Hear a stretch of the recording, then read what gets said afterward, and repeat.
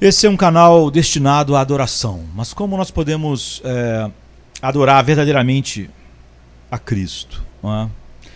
Jesus disse em espírito e em verdade. É a única maneira da verdadeira adoração chegar a Ele. Apenas saturados da verdade santificadora adoramos verdadeiramente. Então a gente quer sempre ter breves meditações aqui para ir saturando nossa mente da verdade. Conta-se a história de Frederick Nolan, que fugia da perseguição no norte da África, não é?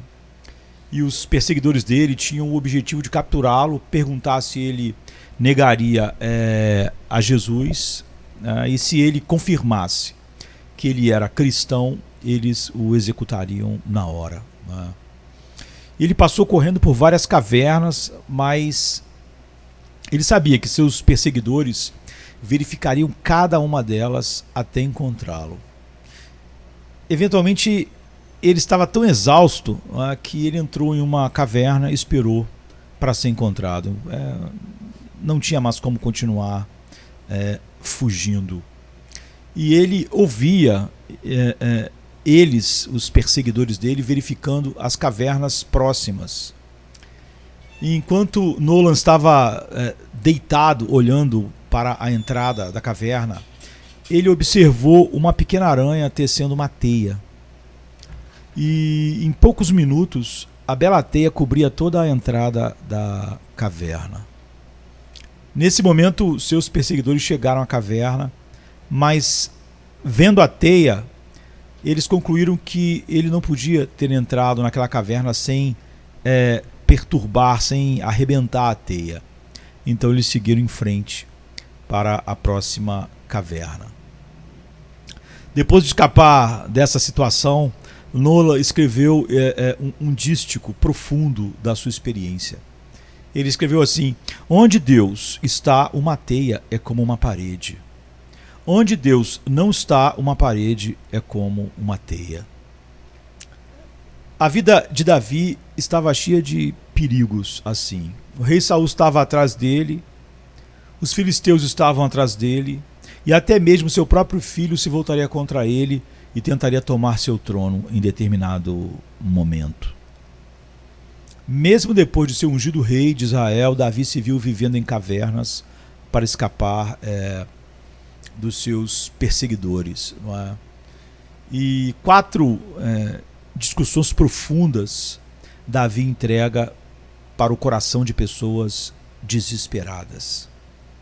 A primeira é que a confiança do crente deve ter um alicerce profundo. No Salmo 62, 1 e 2, Davi diz: só em Deus a minha alma espera em silêncio. Dele vem a minha salvação. Ele somente é minha rocha e minha salvação, minha fortaleza. Não serei abalado. Então Davi estava falando por experiência própria e aprendeu que existe apenas uma fonte de libertação, não várias, uma: Deus. Como rei, ele era a pessoa mais segura do reino, não é? Ele tinha tudo, ele tinha todo um exército para protegê-lo, ele tinha todo o dinheiro do país à sua disposição. Mas preste atenção no que ele diz: só em Deus minha alma espera em silêncio. Para o crente só existe uma fonte verdadeira de toda a proteção: o próprio Deus. Existem muitos, eu diria, canais de conforto nesta vida: empregos seguros, carteiras financeiras diversificadas, cercas, alarmes, plano de saúde, e tudo isso é usado por Deus para proteger e libertar. Mas essas coisas são apenas canais da proteção de Deus. Elas não são a fonte. Não é? A verdadeira fé na libertação de Deus só se evidenciará em uma pessoa capaz de descansar, de parar de se preocupar, de tramar e planejar, mas ficar quieto e esperar. Jesus consolou seus ansiosos discípulos com essas palavras em João 14, verso 1. Não se turbe o vosso coração, credes em Deus, credes também em mim, né? Acredite em Deus, acredite também em mim. Então, quando sua confiança está na pessoa de Cristo, então sua confiança está colocada no lugar certo. E em todos os assuntos, o único lugar certo é esse. Para Davi, Deus era a sua fortaleza. Deus estava onde ele corria em tempos de dificuldade. Deus era o seu refúgio. Agora pare e pense, para onde você corre quando fica preocupado ou com medo? Ou ansioso? Em segundo lugar, ele coloca para pessoas desesperadas que as provações do crente, não é, são inevitáveis. No Salmo 62, 13 e 4, ele diz: até quando todos vocês atacarão um homem para espancá-lo? Como uma parede inclinada, uma cerca cambaleante. Eles apenas planejam derrubá-lo da sua posição elevada. Eles têm prazer na falsidade. Abençoam com a boca, mas por dentro eles amaldiçoam. A confiança de Davi está em Deus, mas ele ainda enfrenta provações e aflições. Então, ter Deus como sua fortaleza e refúgio é uma garantia de que nenhuma provação surgirá em seu caminho? De jeito nenhum, né? Tiago 1 e 2 diz: tenham por motivo de grande alegria, meus irmãos, o fato de enfrentarem várias provações, aflições, etc. Todo mundo tem provações, mesmo os mais piedosos. As provações vêm da saúde, da natureza, do seu pecado, dos seus erros, mas principalmente as provações vêm de outras pessoas. Davi está te alertando. Não se surpreenda com as provações e não confie no braço humano, mas em Deus. Só Ele é a tua rocha. Em terceiro lugar, ele diz para pessoas desesperadas, ele fala sobre o testemunho do crente. No Salmo 62, 5 e 8, ele diz: somente Deus, ó minha alma, somente em Deus, ó minha alma, espera em silêncio, pois dele vem a minha esperança. Ele é somente a minha rocha e minha salvação e minha fortaleza. Ele somente. Então eu não serei abalado. Em Deus somente repousa a minha salvação e minha glória. Minha rocha poderosa, meu refúgio é Deus. Confie nele em todos os momentos, ó povo. Derrame seu coração diante dele. Deus é um refúgio para nós. Então você vê, essas palavras são o refrão do verso 1 e 2 que a gente viu. É o refrão repetido. Mas há uma diferença. Só por Deus, só em Deus, ó minha alma, espera em silêncio. Ele está falando com ele mesmo aqui, não é? Ele está pregando para ele mesmo. Você precisa pregar para si mesmo. Então, lembre a você mesmo constantemente da verdade de Deus. Mas no verso 8, ele não está mais se dirigindo a si mesmo, mas a outros. Ele diz: confiem nele o tempo todo, ó povo. Derrame seu coração diante dele. Deus é um refúgio para nós. O que Davi faz com essa experiência de Deus? Ele não apenas compartilha seu testemunho e experiência, ele ensina. Uma das principais tarefas que você tem como crente em Jesus é ensinar aos outros sobre Deus. Você é o porta-voz de Deus na terra. Use essas oportunidades de conversação para falar a verdade de Deus sobre a situação. Há situações onde as pessoas ficam desesperadas, por exemplo, como é o nosso tema. Em Mateus 5,13, Jesus diz: vós sois o sal da terra, mas se o sal vier a ser insípido, como lhe restaurar o sabor? Para nada mais presta, a não ser para ser jogado fora e pisado pelos homens. Então você é como sal sem sabor, se Deus o salvou para proclamar a sua glória e você permanece em silêncio. Quando as provações chegam até você, como qualquer outra pessoa, né, como a qualquer outra pessoa, é uma oportunidade. Você tem a oportunidade de reagir de uma maneira diferente que o mundo inteiro. E é aí que seu poder é maior, como sal. Em quarto e último lugar,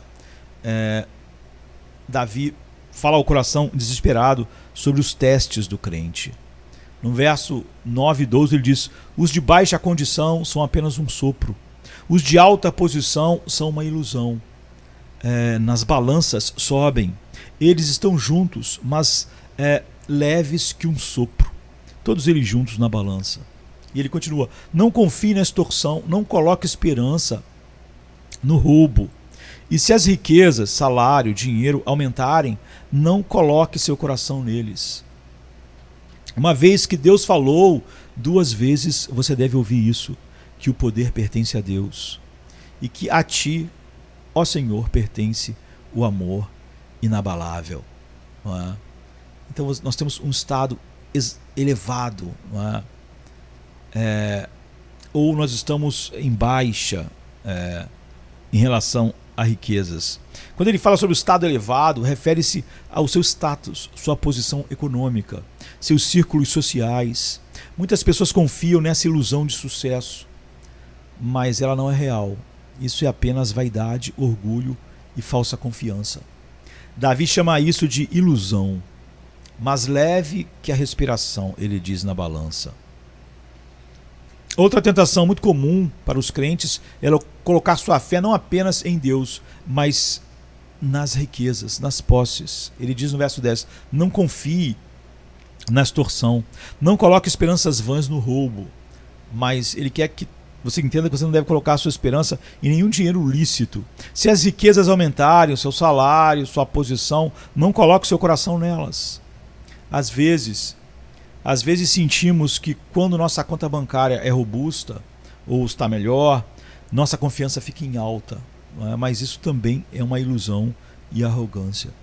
Paulo diz em 1 Timóteo 6,17: quanto aos ricos do presente século, exorta-os a não serem orgulhosos, nem a colocarem a sua esperança na incerteza das riquezas, mas somente em Deus, que tudo nos dá ricamente para nosso aprazimento. Ou seja, deixe Deus ser a única fonte de riqueza, porque Ele é. Ele dá e Ele tira. Ele torna ricos e pobres. E nada disso é um reflexo do seu relacionamento com Ele. Quando você tem mais dinheiro, não quer dizer que você está num relacionamento melhor com Deus. E quando você não tem nada, não quer dizer que você não está num relacionamento errado com Deus. Tudo o que Ele quer é que você confie somente nele, para tudo. Então qual é a conclusão? Você precisa confiar somente em Jesus para a sua salvação, e ela inclui a nossa vida totalmente. Não é? Se você colocar a sua esperança em qualquer outra coisa que não seja Jesus Cristo e o que Ele fez na cruz, sua esperança é vã.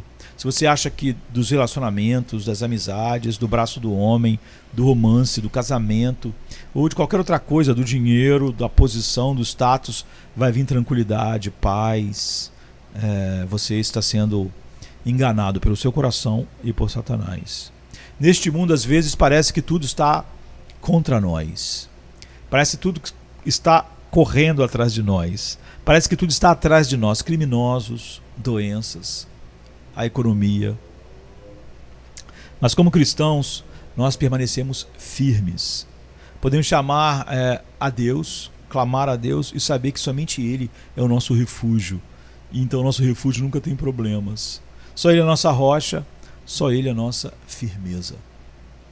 Coloque isso no coração, deixe penetrar, e só então você poderá louvar, adorar em espírito e em verdade. E é para isso que nós fomos chamados por Deus, para manifestar a glória dele, para manifestar a glória daquele que nos chamou das trevas para a sua maravilhosa luz. Amém. Vamos viver uma vida de verdadeira adoração. Amém, queridos. Amém.